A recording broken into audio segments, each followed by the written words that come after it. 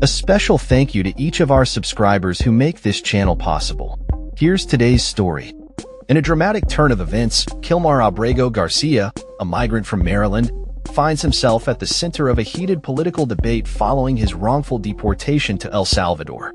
The Trump administration has insisted that the fate of Abrego Garcia now lies with El Salvador, but President Nayib Bukele has made it clear that he will not facilitate the man's return to the United States.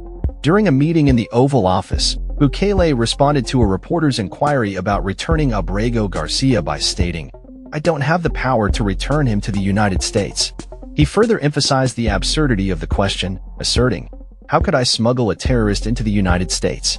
This statement echoes the Trump administration's characterization of Abrego Garcia as a terrorist affiliated with the notorious MS-13 gang, a claim that has not been substantiated in court. Bukele's remarks come amidst ongoing tensions regarding immigration policy and the treatment of deported individuals. Abrego Garcia's family and legal representatives have vehemently denied any gang affiliation, and they argue that he has not been charged with any crime. The lack of evidence regarding his alleged ties to MS-13 raises serious questions about the legitimacy of his deportation. Following an administrative error by the government, Abrego Garcia was sent to El Salvador's notorious Seco prison, despite a 2019 court order prohibiting his deportation. His attorneys assert that he fled El Salvador in 2011 due to political violence, seeking refuge in the United States. In response to Bukele's comments, Benjamin Osorio, Abrego Garcia's attorney, expressed deep concern over the Salvadoran president's statements, suggesting that both Bukele and Trump are motivated to avoid bringing Abrego Garcia back to the U.S. due to the potential media frenzy that would ensue. Osorio stated, "Bukele's doing this because that's obviously what Trump wants, right?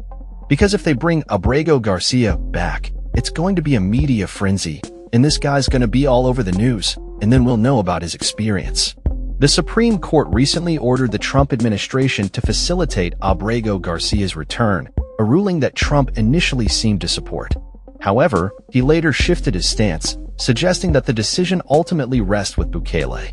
When pressed by reporters about his earlier statement regarding the Supreme Court ruling, Trump deflected the question and instead attacked the journalist who inquired.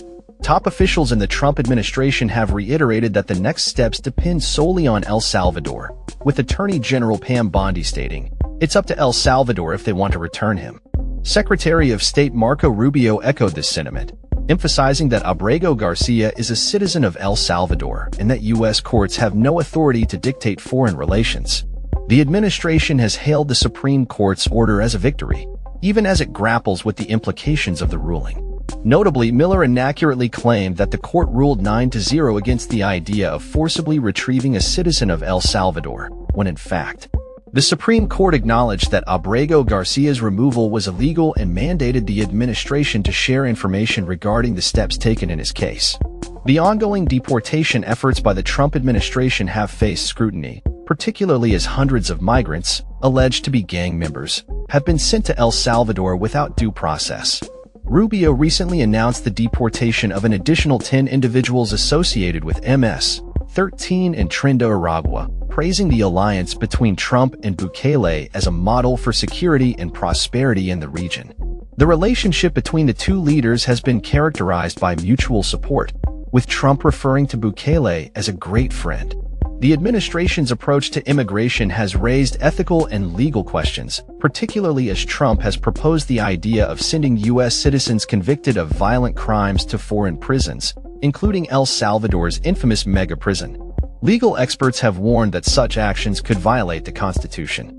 As the situation unfolds, the fate of Kilmar Abrego Garcia remains uncertain, with both the Trump administration and the Salvadoran government taking positions that complicate his return to the United States.